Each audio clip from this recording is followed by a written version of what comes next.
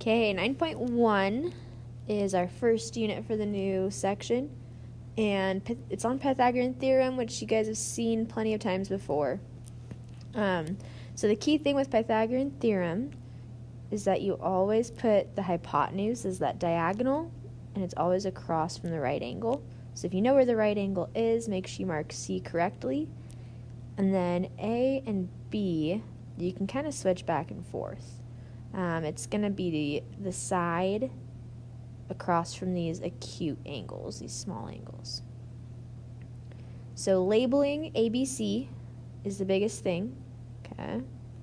Oops, let's see. So A, B, and C are key, and then memorizing that formula is key. And you need C squared to be by itself on the right side. So then you follow order of operations. Make sure you square root at the end, because you don't want to leave your answer as B squared equaling. You want it to be B equals. And just one extra thing, radicals are going to be in your answers, so make sure you simplify them. So remember, with a radical, like if we get B equals radical 40, you can say that's 2 times 20, 2 times 10, 2 times 5, pair of 2's go outside, and then 5 and 2 go inside. So pairs go outside. Another thing, when you square a radical, if you want to square 2 radical 10, remember it's this times this. So we get 4 times radical 100, which is 4 times 10, which is 40. So that's how you square a radical. Okay. One other formula that I forgot to put on there but is on the homework is that the area of a triangle is 1/2 base times height. Okay? And your base should be wherever you can make a right angle. Okay, so in this case that's B and that's H. This would be B, that would be H. So just a heads up, that comes up in the homework, but we don't have example problems on it. Oops. Okay.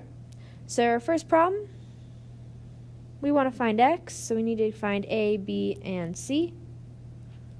Look at where the right angle is marked. Across from that is our C, and then A and B don't matter. So A squared plus B squared equals C squared. We do 9 squared plus 12 squared equals x squared. And it's just getting numbers, so that becomes 81, that becomes 144 to get x squared, which becomes, let's see, 5 to 25. And then we do want to square root. And the square root of 225 is 15. And that's it. And if there were units, like if this was miles, make sure you include miles at the end, right there. Okay, looking at the next example problem, let's go there. So problem number 2, sorry these aren't from your homework this time. You want to label A, B, and C. So if you know where the right angle is, go across from that. So that's C. And then A and B don't really matter. So we have this formula.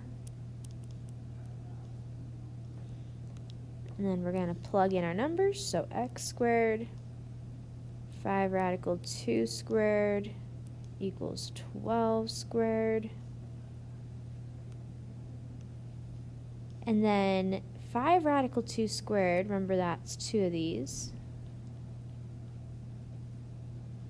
So you multiply the 5's and get 25, and the radicals to get radical 4, which becomes 2.